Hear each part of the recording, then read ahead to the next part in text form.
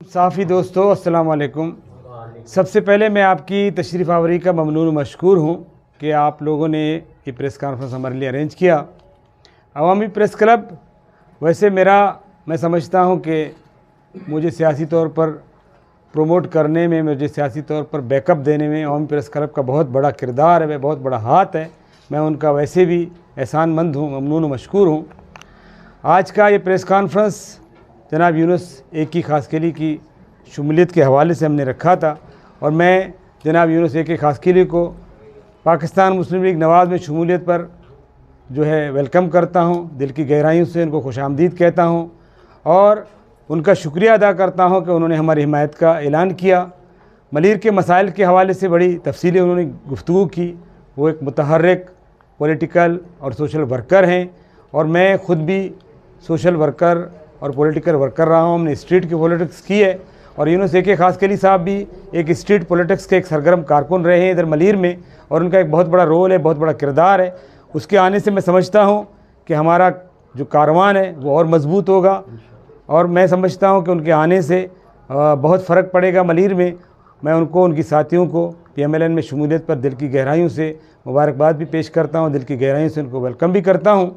मलीर के हवाले से जो मसाइल उन्होंने बयान किए, मैं समझता हूँ कि मलीर मसाइल का नहीं, मसाइब का शिकार है, मुश्किलात का शिकार है, तबाही व बर्बादी की दास्तान बना हुआ है।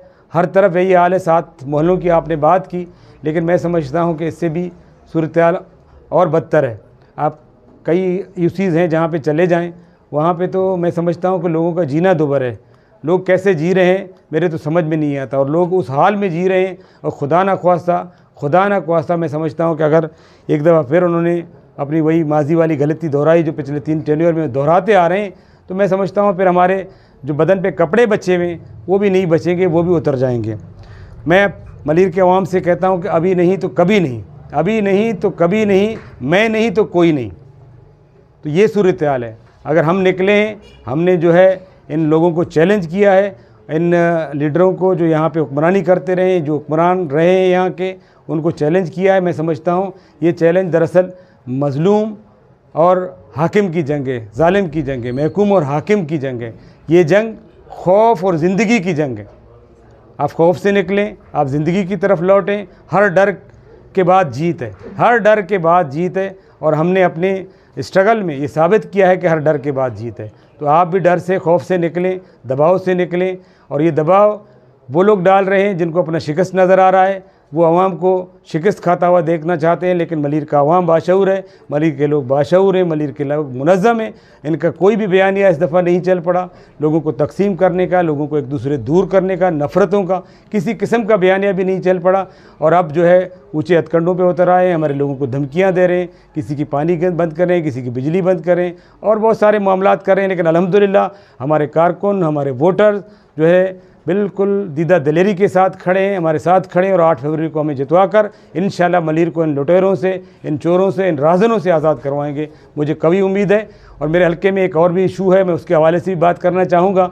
कल स्टील जो है मिल के 32 उलमा को उनकी नौकरियों से बरतरफ किया गया है। मैं उसकी पुरज़ोर अल्फाज में मज़म्मत करता हूँ। मैं इंतज़ामिया से ये अपील करता हूँ कि उन उलमा को बहाल किया जाए। और आज वहाँ पे उन मसाजिद में जुमे की नमाज़ अदा नहीं हुई। मैं समझता हूँ हम सब के लिए शर्म का मकाम है। हम सब के लिए जो है, हम सब गुनहगार हैं इस बात के कि आज उन मसाजिद में जुमे की नमाज़ अदा नहीं हो सकी। तो मैं स्टील मिल की इंतज़ामिया से, हुकूमत पाकिस्तान से पुरज़ोर अपील करता हूँ, इस मामले को देखें, इस मामले को सॉर्ट आउट करने की कोशिश करें। नहीं तो हम एहतजाज का रास्ता भी महफूज अपने पास जो है रखते हैं और हम एहतजाज भी करेंगे और धरना भी देंगे। मैं इंतज़ामिया से अपील करता हूँ कि इन 32 उलमा को फ़ौरन जो है बहाल किया जाए। इन 4 महीने से इनकी सैलरीज़ बंद थी, उनकी सैलरीज़ दिलाई जाएँ और उनको बहाल किया जाए। मैं आप सबकी तशरीफ़ आवरी का बेहद ममनून व मशकूर हूँ।